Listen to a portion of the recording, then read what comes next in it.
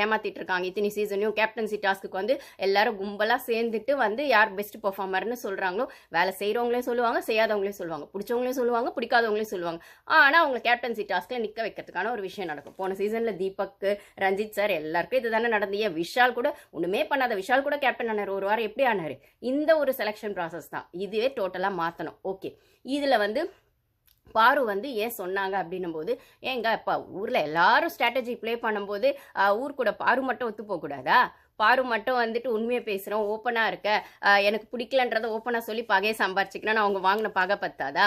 அதுக்கப்புறம் திவாகர் சார் எனக்கு பிடிக்கலன்னா வந்துட்டு நான் முகத்தை திருப்பிக்குவேன், யார் கூடயும் பேச மாட்டேன்னு சொல்லி அவர் பகை சம்பாரிச்சது பத்தாதா?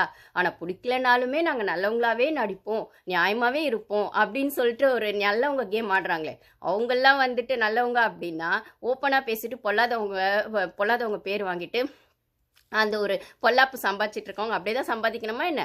அந்த ஸ்ட்ராட்டஜியை கொஞ்சம் மாற்றி ப்ளே பண்ணி நாங்களும் ஊர் கூட ஒத்து வாடுறோம், எங்களுக்கும் உள்ளுக்கு கோவம் இருக்குதான், ஆனால் அந்த கோவத்தை காட்டினா நாங்கள் இன்னும் தப்பாக தெரியும் அப்படின்னு சொன்னால் அதை வந்து எப்படி காட்டணுமோ அப்படி நாங்கள் காட்டிக்கிறோம், இல்லை எங்களுக்கான கேம் ஸ்ட்ராட்டஜி அது அப்படின்னு சொன்னால் அது அவ்வளோ பெரிய குத்தமா என்ன? அப்புறம் கமருதீன் ரம்யா ஜோ அப்படின்னு ரம்யா ஜோ பற்றி நான் நிறைய வீடியோஸ் ஷார்ட்ஸ் சொல்லிக்கிட்டே வரேன். இப்போ தான் அந்த ஷார்ட்ஸோ வீடியோஸோ நேற்று தான் ட்ரெண்டிங்கில் போயிருக்கு. ரம்யா ஜோ சேஃப் கேமா, செல்ஃபிஷ் கேமா, டபுள் கேமா, அவங்க ஏன் வந்து பொட்டென்ஷியல் போடலை? நேற்று வந்து அந்த பொம்மை டாஸ்க், ஐ மீன் தி மாஸ்க் டாஸ்கில் ஏன் அவங்க பொட்டென்ஷியல் போடலை? அந்த ஒரு காலில் அடிபட்டுருச்சுன்றது இப்போ கூட லைவ்ல எனக்கு காலில் அடிபட்டுருச்சு, ஃப்ராக்சர் ஆயிடுச்சான்னு தெரில, கால் வீங்கி போயிடுச்சு அப்படின்னா எங்க எவ்வளோ பேருக்கு எல்லாருக்குமே தாங்க அடிபட்டது, எல்லாருமே தாங்க எஃபோர்ட் போட்டாங்க. அந்த துஷார் பையன் வந்து பாவம் டொங்குன்னு எப்படி அடிச்சுக்கிட்டான், அவெல்லாம் வந்து எவ்வளோ அவஸ்தப்பட்டு இருப்பான், அவங்க வீட்டிலலாம் பார்த்தா எவ்வளோ கஷ்டப்பட்டுருப்பாங்க. அப்போ வந்து அந்த எஃபோர்ட்டை அவன் அவ்வளோ போட்டிருக்கான். அப்புறம் வினோத் சார் அவரும் கீழே விழுந்து அது அப்படியே அது பெருசாக காட்டவே இல்லை, அவர் வந்து பண்ணிட்டு அவ்வளோ அவருக்குமே அடி இருந்தது. இந்த சுபிக்ஷா பொண்ணு, அந்த பொண்ணுக்குமே நகம் பாதி வந்துட்டு அந்த பொண்ணுமே கஷ்டப்பட்டது.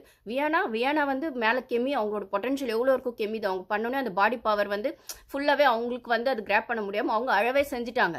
ஸோ எல்லாருமே எஃபோர்ட் போட்டிருக்காங்க. நீங்கள் என்ன 3 ரவுண்டில் உங்களது எடுத்து போய் அழகாக எடுத்துகிட்டு போய் வச்சுட்டீங்க. லாஸ்ட் 2 ரவுண்ட் கூட இல்லை, 1 ரவுண்ட் தான் நினைக்கிறேன். ரம்யா ஜோ எடுத்துகிட்டு போய் வைக்கக்கூடாதுன்ற மாதிரி அதுவுமே அவங்க அடிக்கிற மாதிரி அடித்தாங்க. பிக் பாஸ் டீமு கனியோ, கிமியோ, எஃப்ஜேவோ நீங்கள் விழற மாதிரி விழுந்தீங்க, அவங்க அடிக்கிற மாதிரி அடித்தாங்க, நீங்கள் அழற மாதிரி அழுதிங்க. இதுதானே நடந்தது. இதுக்கே இவ்வளோ சீனுனா கனியக்கா சொன்ன மாதிரி நீங்கள் கனியக்காவை அம்மானு கூப்பிடுறீங்களோ அக்கானு கூப்பிடுறீங்களோ, கனியக்கா சொல்கிற மாதிரி டாஸ்கில் இதெல்லாம் சகஜம், இதை விட இன்னும் நிறைய இருக்கும், ஹெவி டாஸ்க்லாம் வரும்னா அப்போ எப்படி ரம்யா ஜோ ஆடுவீங்க? வெறும் வாயிலே வடை சுட்டுட்டு இருப்பீங்களா? டாஸ்க்குன்னு வந்துட்டா கால் வலிக்குதுன்னு சொல்லிடுவீங்க. உடம்பு சரியில்லாதது அவங்க சொல்கிறாங்களே, வியானா கிட்ட அப்பட்டமாக சொல்கிறாங்களே, உடம்பு சரியில்லைன்னு சொன்னோன்னே விட்டுருவாங்கன்னு நினச்சேன், ஆனால் வச்சு செஞ்சாங்க, நல்லா தான் டாஸ்கில் வந்து அப்படியே மிதிச்சிட்டாங்க, செஞ்சுட்டாங்க அப்படின்னும் போது அப்போ உடம்பு